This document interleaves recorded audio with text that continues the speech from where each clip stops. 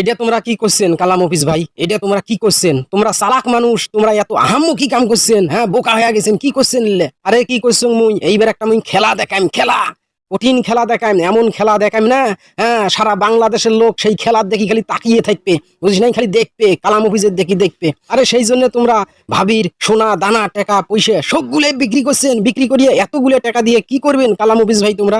আরে দেশত পিএজের অবস্থা দেখছিস, পিএজের 13টা বাজে ফেলাইছে। পিএজ বাংলাদেশত হাহাকার, পিএজ নাই বাংলাদেশত, পিএজ নাই, পিএজের কেজি 110 টাকা 20 টাকা হাতে উঠি গেছে, বুঝিস নাই। মুই এবার অন্য একটা গেম খেলাম, এই গেমের জন্য মুই মানে বাড়ি ঘর দৌড় টাকা পয়সা বউয়ের সোনা দানা সব বিক্রি করে ফেলাইছো। তোমার গেমের প্ল্যানটা কি সেটা কোন তো, তোমার গেমের প্ল্যানটা কি, কিসের তোমরা গেম খেলাইবেন? আরে সামনের বছরে ওই টাকা দিয়ে গোটা রংপুর শহরের পিএস কিনিয়ে ঘরত তুলিম, হ্যাঁ স্টকে রাখিম, স্টকে ফির পিএজের হাহাকার পড়বে, হ্যাঁ তখন দেখবো খেলাটা কারে কয়। এগুলো ধান্দাবাজি কথা বাদ দেন তো কালাম অফিস ভাই, এগুলো ধান্দাবাজি কথা বাদ দেন। হ্যাঁ এই টাকা পয়সা যার যা নিছেন ফেরত দেন, ভাবির যে জিনিসপত্র বিক্রি করছেন হলে আবার কিনে দিবেন। তোমরা হ্যাঁ দামেশ করি ফেলাইবেন সংসারটা। মুই তোমার বন্ধু মানুষ, মুই ভালো কথা কোনো তোমার, তুই মোর ঘন্টা বুঝিস রে, তুই মোর ঘন্টা বুঝিস জয়নাল, বুঝিস নাই। সারা রংপুর শহরের পিএস কিনি ফেলাইম, কিনি ফেলে মোর স্টকে রাখিম, ঘরত রাখিম। ফির বাংলাদেশত পিএসের অভাব পড়বে তখন মুই ধীরে ধীরে সারি দেম, রবীন্দ্র সঙ্গীতের সুরে সুরে পিএস গুলো সারি দেম, বুঝিস নাই।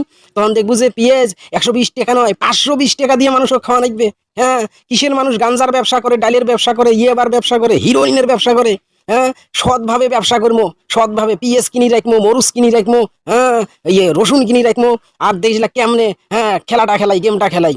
সিন্ডিকেটের মামলাত পড়ে যাবেন কালাম অফিস ভাই, সিন্ডিকেটের মামলাত পড়ে যাবেন, পুলিশে ধরি নিয়ে যাবে। ডান্ডার তো বাড়ি খান নাই, ডান্ডা হ্যাঁ তোমরাই তো মেশিন স্টার দেন, তোমাকে মেশিন স্টার দিবে।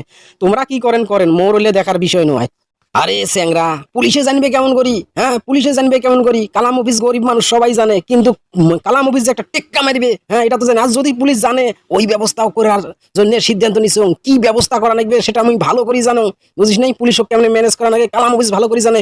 তুই চুপচাপ হয়ে থাকতো, তুই যদি মোর ব্যবসা শেয়ারত আসিস তাহলে হ্যাঁ তুই মোর সাথে যোগাযোগ করে পাইস, রাইতোতে কিন্তু এলে সিদ্ধান্ত নেওয়া নাকি।